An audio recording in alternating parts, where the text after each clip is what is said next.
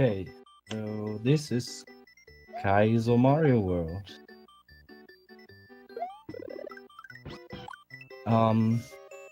Yeah, we will see a ROM hack of Super Mario World that you probably all know. Cool.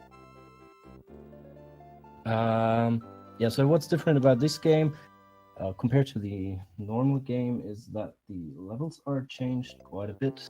It's heavy platforming, so, and it's quite a bit harder than the normal SMW, but we will see that. Going into the first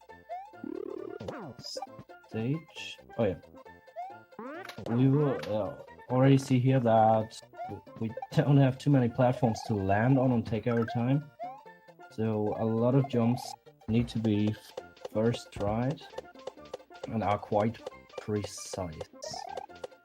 Akihabara as the first stage is already one of the harder stages of the game, and he's getting through the first half perfectly,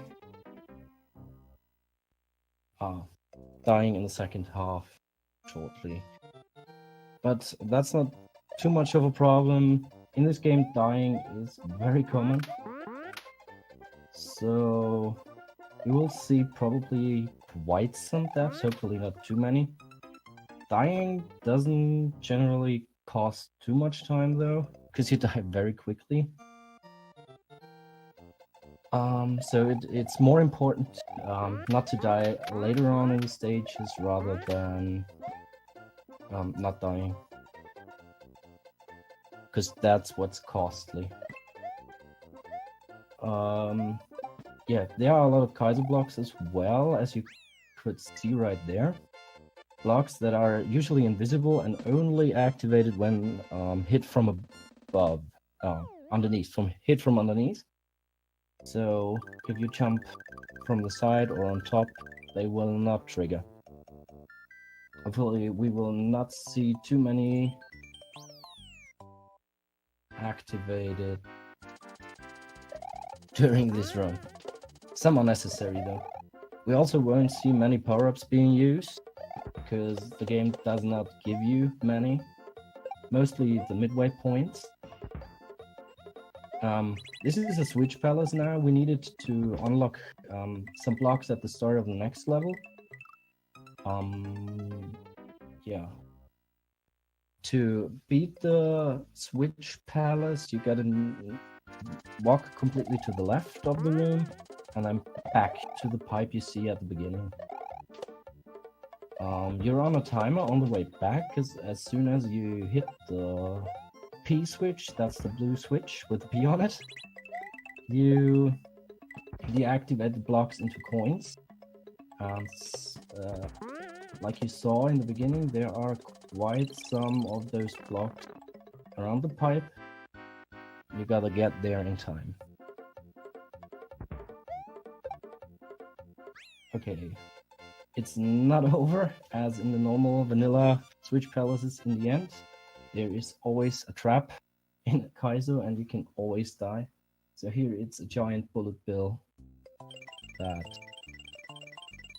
yeah, tries to kill you.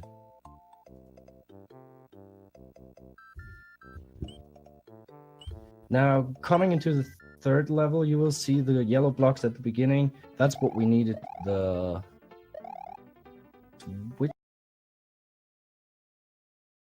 River Dux with a lot of dolphins. This is not the only stage with the dolphins, but it's definitely the stage with most dolphins. There are a couple of Kaizo blocks hidden on the way to the midway point already, which will hopefully all be dodged. Yeah, he's doing quite well so far. And as you can see, there's a really huge platforming going on. Not many places you can land on safely. So, yeah, but he's getting through there really perfectly fine.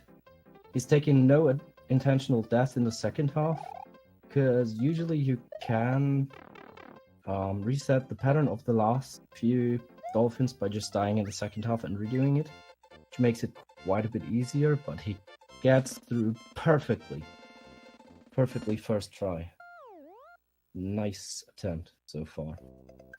Now we're heading into the Cerulean Cave, which is pretty much the only auto-scroller. Auto-scrollers are super boring usually.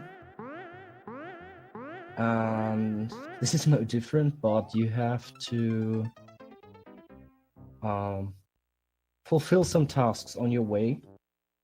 And with that, you have to always be focused. So being here after only not even 6 minutes is really impressive, especially in a marathon scenario. Twitchmaster is a really experienced runner. So what we'll see here is that he will try to feed 5 things to Yoshi to make him big. He will eat things you usually won't think he could eat. For example, the first thing right there is a fireball he's eating. And other things are more common to eat, but in places that are quite hard to reach. Yeah, so for example, this jump on the bone right here is really tight.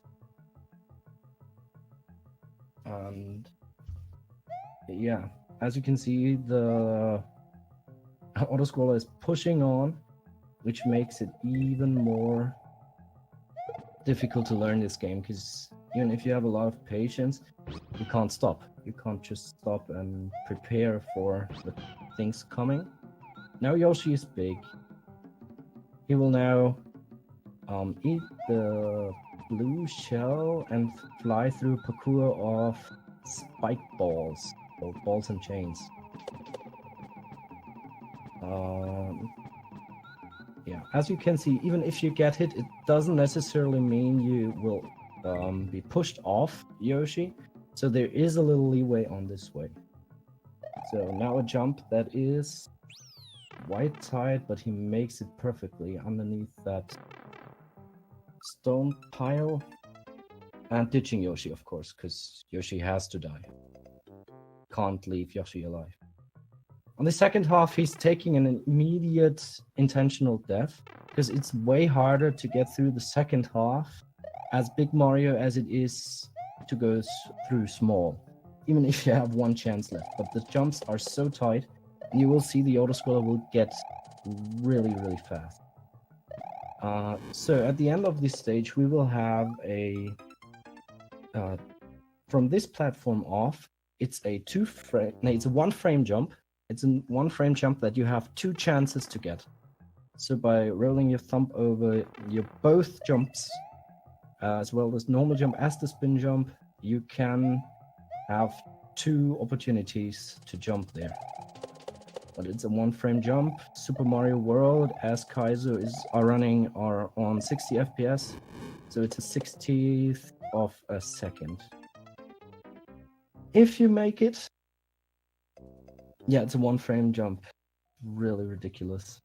The jump beforehand on the fireballs is, as far as I remember, a 5 frame window to jump there, because he's also dodging a hidden block on the way up, which makes the jump on the fireballs actually a little harder than it looks right here. At the beginning, you see a Kaizo block that is actually necessary to activate. So without that, you can't get over the gap there. The first part with the vines are usually a huge problem. Okay, he done the 2 frame jump. Now the 1 frame jump. Now at the end, on the water, he does that jump. He nails it. That is a 2 frame jump, which you have only 1 opportunity to get. This is really impressive. This is really, really impressive. Good stuff right there. That jump can cost a lot of nerves if you're new to speedrunning this, and even if you're as experienced as Twitchmaster, this jump will give you nightmares. This was really, really good. Right here, Twitchmaster has to jump through the ghost house, where are a lot of boo rings. Jumping through the boo rings even, that's really something incredible. On the in the second room, you have to ride the little fireballs. The hitbox of the little fireballs, though, is slightly behind the actual sprite. So, yeah, you gotta get a feeling for that. Then he is clipping the spring into the wall, bouncing off it to get up there. That's the only way you can do it. All the pipes and doors are leading to the beginning of the stage, so taking those would be extremely unfortunate. You also can't get to those to the second spring through the blue blocks, because you need to grab them from the side or from above. So no chance to get this one. It's really difficult there to manage your speed, because it's the clipping mechanic is different if you have P speed or normal speed. And I think, yeah, Twitchmaster is going for the P speed strat, so he builds up speed on the bottom and maintains it to get up there with P speed and jump off directly. This jump is really tight and can drive a speedrunner crazy quite a bit. But he does it. Finally. Okay, in this room, we will see that room twice. It's just jumping through the first time around.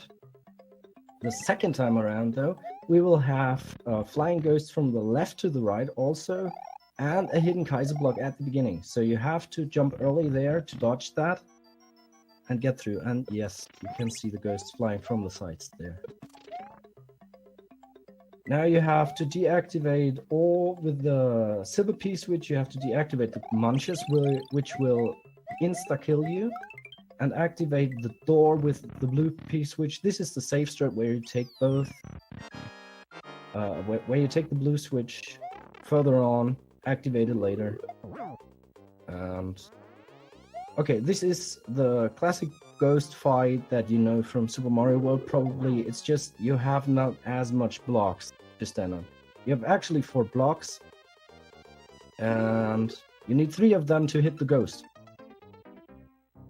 And to do that, you jump off and grab the blocks. To do that, you have to press jump and grab on the same frame. Now that he died, he resets the pattern. Now he gets every time the same pattern. There are a couple more patterns if you go indirectly. It's the same as the dolphin patterns in the 3rd level we saw. Dying makes it safer because you get a certain pattern. Yeah, you can bounce on the flame and the little ghosts, as you can see here. But it's quite tricky to manage to actually getting through there if you don't know which pattern you're on. So dying is a marathon safe strat. But he nails it and only died 10 times so far. This is really, really a good pace we're on right here. So next level will be probably a little cheesed, because usually your intention is to swim through all the little tunnels all over the map, which is not that much slower if done perfectly than the cheese strat we will see right here, because underneath the stage there are no blocks.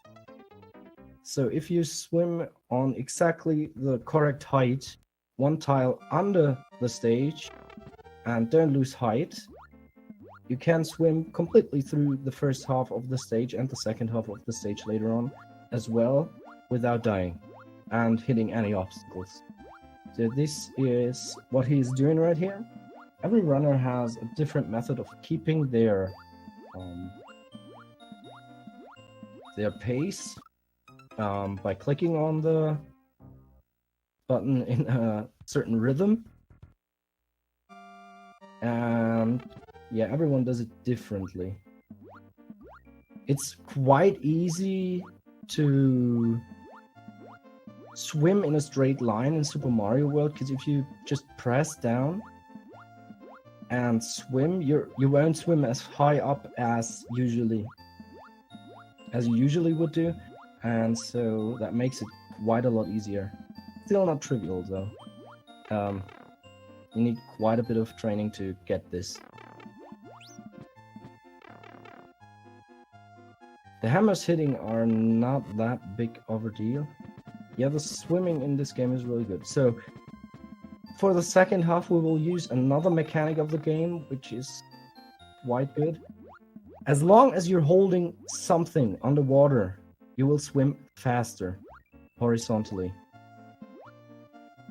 And so we grab a shell, go underneath the stage once again, dodge some hammers, and be on our way to the end of the stage. Already. By the way, it's allowed to die as often as you like in Kaizo Mario World. Therefore was this run specifically made with the death counter, so you don't have lives anymore, which the early runners did. Like the early runners did with 5 lives. Nowadays they just use infinite lives, and it's yeah, very reasonable for speedrunning, because the top speedrunners don't go for any deaths anyways. So this is the second Switch Palace we see. Without the Switch Palace, the next stage is not playable at all. It's just the cloud mechanic is a little squishy, so it's not reacting immediately. Maneuvering through this stage is quite easy once you've figured out how to do this. Again, in the end, there's a huge bullet bill trying to kill you, and jumping off this piece, which I think that's a 2-frame window if I'm not mistaken. But that's just for the swag, pretty much. Okay, next level is the most platforming heavy stage in the game. You will see that there are no platforms standing there for really long, so you can't go back or have anything to stay on at all. Everything is moving all the time, and you have to do precise jumps to not die. Okay, so this block he barely missed is only activable from underneath. You smell. Okay. So yeah, what he's trying to do is he tries to activate it and then go jumping on the next platform. Meanwhile, he's dodging a lot of hidden blocks all over the place that try to stop you from doing easy jumps. So a lot of jumps may look a little weird or a little wiggly, or he has to do a lot of wiggles mid-air to just dodge those blocks and get in an optimal position to dodge those.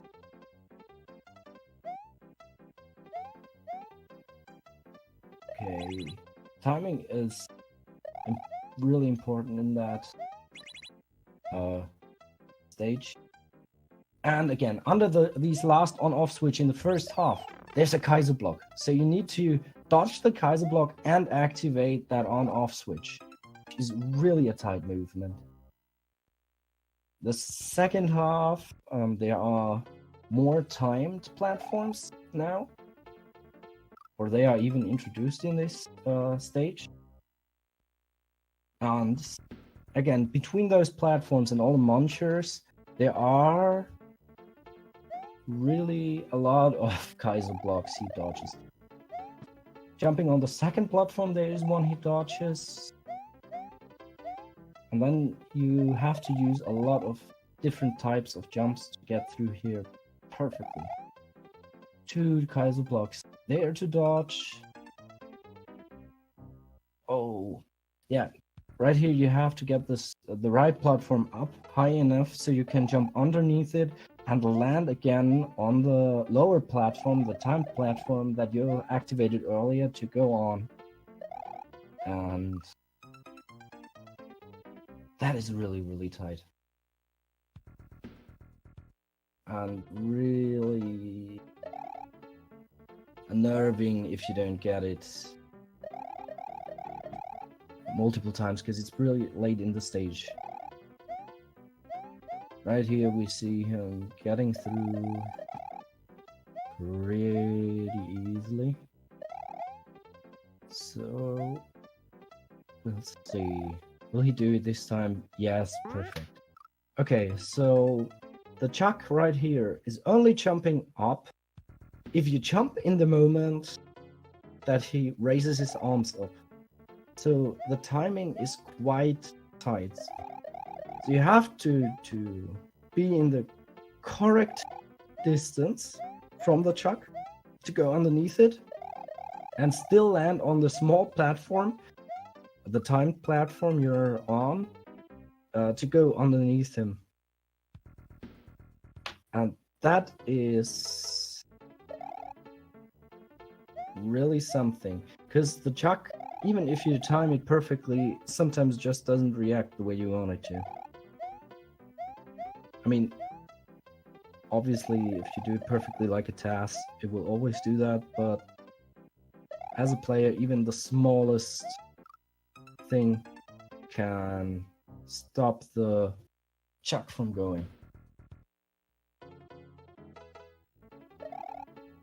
So yeah, but dying here is obviously not that shameful. This is a really, really hard stage and very punishing, especially if you're nervous.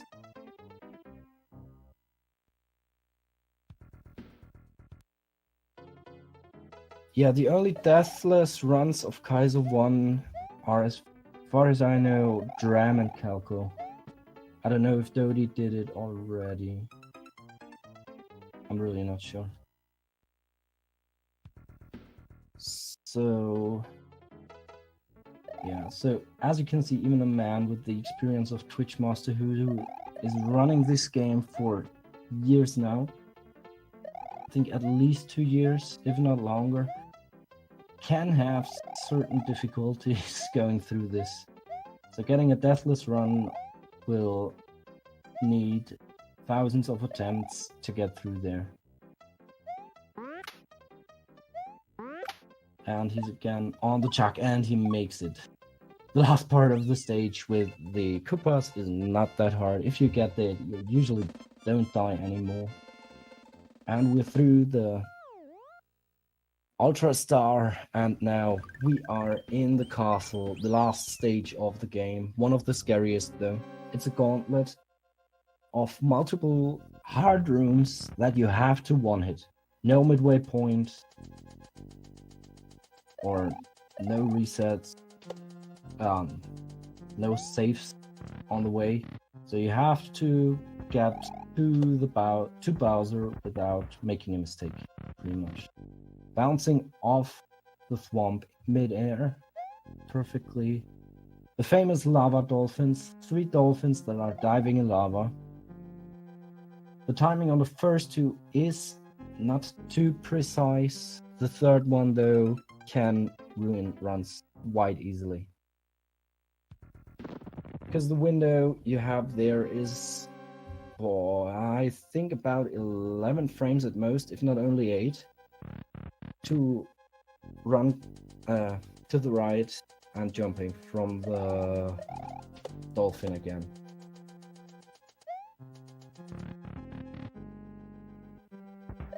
Yeah. Twitchmaster also told me that the water jump in the lava cave and this complete level are his most feared parts of the game.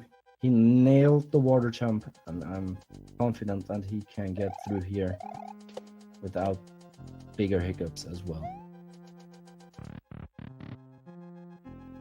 Yeah, lava dolphins are a special species that can survive only in lava. So Yeah. They have special lava goggles as well, because their eyes are not lava proof.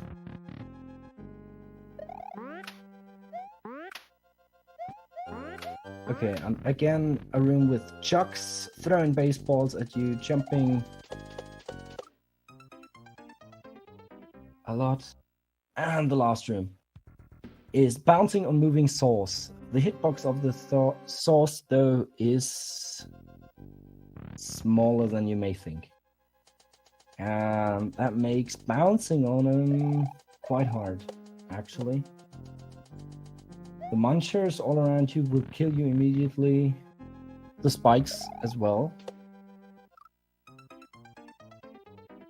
Ooh. Missing the swamp jump here. The swamp jump is actually kinda tight as well. So missing that is not too uncommon.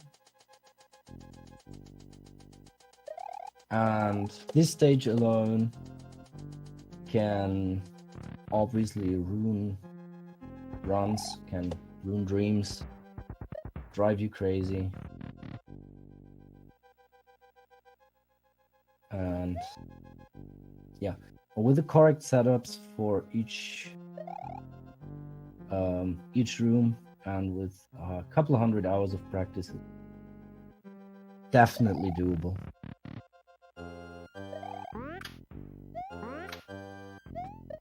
Okay, back in the chuckle room again. One of the, I'd say, easier rooms in the castle, with the swamp and the dolphin room being the hardest.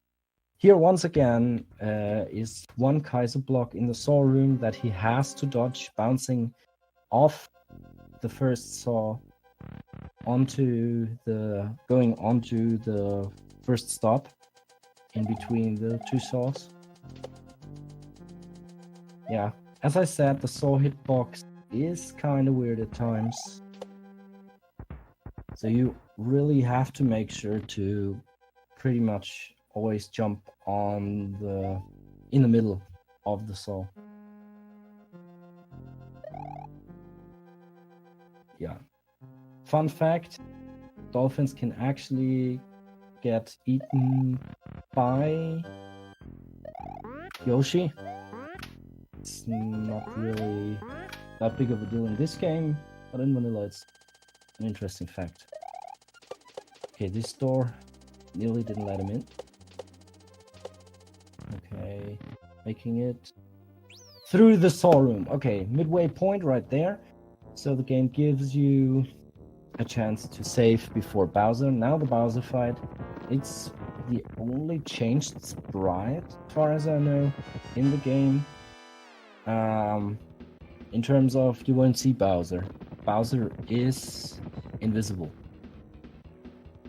It's pretty much the vanilla fight from the original game, but with an invisible Bowser, and in addition that you can go through the first of the 3 cycles with 1 instead of 2 hits, makes it a little easier, because the fight is pretty much scripted and always the same. So the first phase, Bowser is just floating around. In the second phase, Bowser is flying from the left to the right a couple of times, then dropping huge balls. He's going for ball skip. That means he tries to stop Bowser from spawning the second ball, which he actually achieved. Nice ball skip.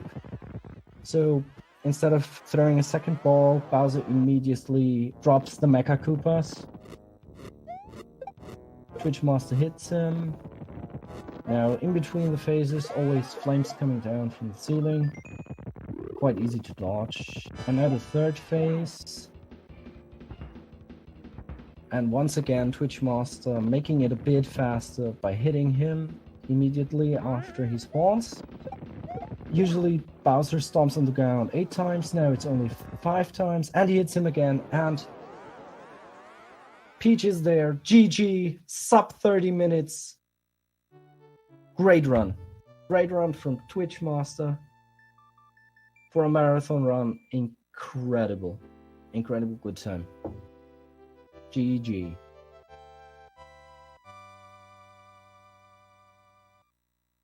Really impressive stuff going on. So this is the any percent route, by the way. There is a special world which is quite a bit harder than the any percent route.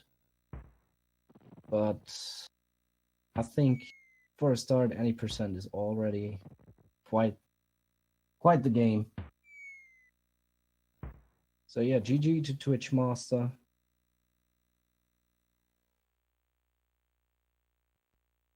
Very nicely done. World record for this game is 14 minutes and 13 seconds, if I'm not mistaken. Something around that.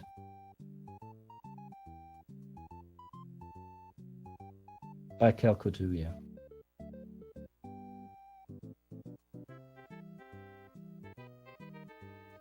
So have a nice evening, everybody.